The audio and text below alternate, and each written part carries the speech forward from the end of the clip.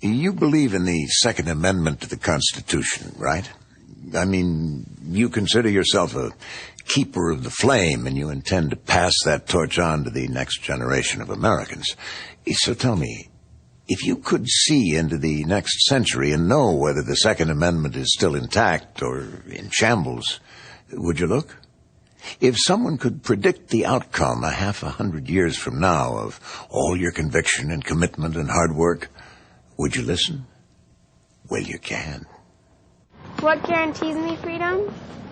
Oh, that's a hard question. What is the Constitution? I don't know. Gives me freedom? I don't know. Will they be the keepers of the flame? No, I do not think everybody should have the right to own a gun. What is the Constitution? I don't know. Guns, in general, are very bad. What is the Constitution? I don't know. What's the Constitution? I don't know. Will they carry the torch? I have no idea what the Second Amendment is. An amendment is... What do I know about the Second Amendment? Let me think. What is the Second Amendment? You got me there. I don't know. What's the Second Amendment? I don't know. I don't know. I don't know. I don't know.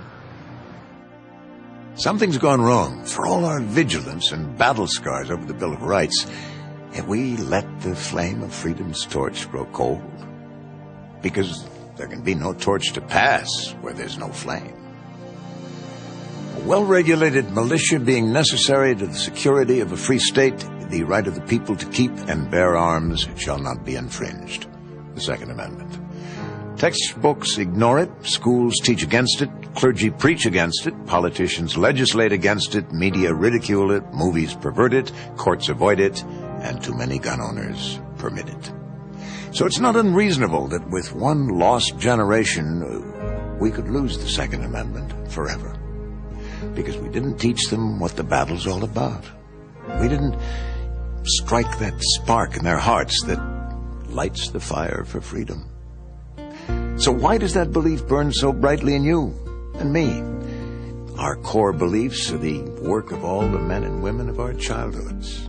A constellation of people who orbited around us, tugging here, pushing there, day after day as we grew, shaping our beliefs, carving our characters until we became who we are. Do you remember them? Parents who didn't just talk about values, but who lived out those values. The gym coach whose knotted rope taught you to pull your own weight. The scoutmaster who surely had a job and a family to tend to, but always made time for you. The clergyman whose moral compass helped guide your way. The grocery store owner who played along with Mom in an unscripted scolding that ended your candy pilfering days forever. The principal whose handmade paddle was somehow comforting. It meant punishment was certain, so was forgiveness. The neighborhood teenager who bragged about joining the army, but whose silence after the war taught you even more. The teacher who stood up for the weak and stared down the bully. The neighborhood policeman who didn't just know the law, he knew everything you were thinking. That stranger you watched at the football game who, during the national anthem, unknowingly guided your hand over your heart. And that woman by him, her eyes fixed in the flag, who taught you patriotism isn't just for guys. All those people, they gave you a sense of geography about your life, where you fit in, right and wrong.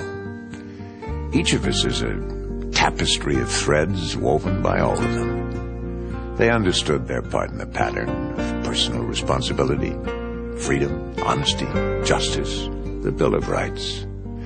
That is the living torch they passed to us. Imagine if every kid had learned what we learned, that without a Second Amendment, by what means could a free people expect to protect freedom? We learned that. History proves it. Common sense confirms it, and any school kid can grasp it. Only people who are free to own firearms can remain free people.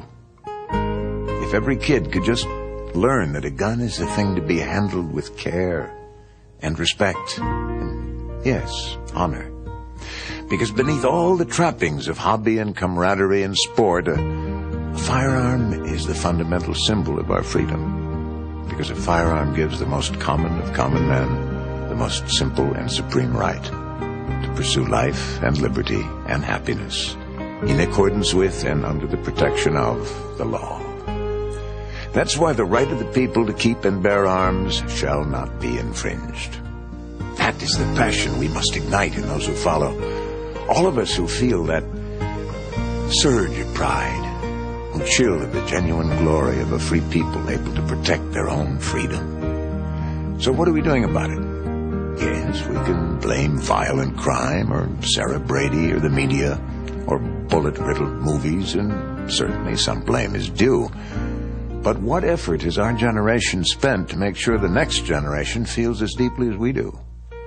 If we focus on anti-gun legislation but ignore an anti-gun generation, if we spend years as pro-gun activists but only minutes as pro-gun mentors, if we've earned the support of this generation of office holders but not the next generation of voters, we will have failed. We must tell it, teach it, live it, breathe it. Every one of us born beneath this blessed American sky has rights nobody can take away, because no one gave them to us. They were ours from the beginning. Each of us has a birth certificate, but it didn't give us life. It just put on paper what everybody already knows. We are alive.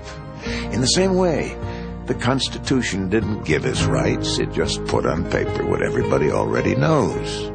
We are free to say and write and think and work and worship as we choose. We're free to own a firearm, and that right shall not be infringed. If you consider yourself a freedom-loving patriot, you can't shirk your duty to teach America's young to understand the Second Amendment, to revere it, to embrace it, to defend it, and in their turn, to bequeath it. That's what we have to do. We, the teachers, the neighbors, the clergy, the uncles, the grocers, the legislators, the scoutmasters, the parents, the Americans. Only then can we pass the torch with that sacred flame that lights the American way.